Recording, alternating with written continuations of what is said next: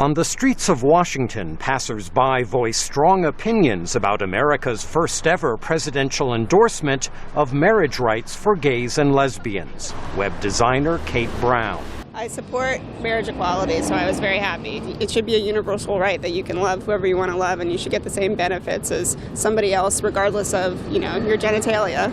By contrast, Washington resident Rupert Moreno says he has many gay friends, but does not support their right to marry.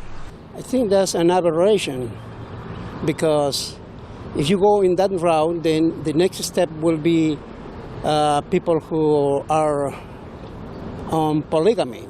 So how about them? Why not having also and allowing also the marriage between one man and a few women?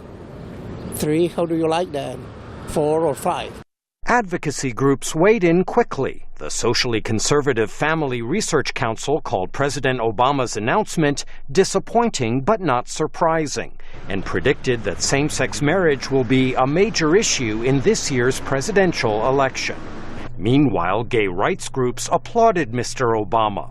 Michael Cole Schwartz of the Human Rights Campaign. It's a tremendous day. The president coming out and pledging his full support for marriage equality really shows a great amount of leadership. Cole Schwartz says he was elated when he heard the news. I think that there's something tremendously powerful when the leader of not just our country, but the leader of the free world goes on television and says, I value all families. I think that gay and lesbian Americans need the same protections. And I think about the gay kid growing up somewhere in this country who has heard his president say that he can have that dream that everyone else shares of one day growing up and getting married. I think it sends a tremendously positive signal.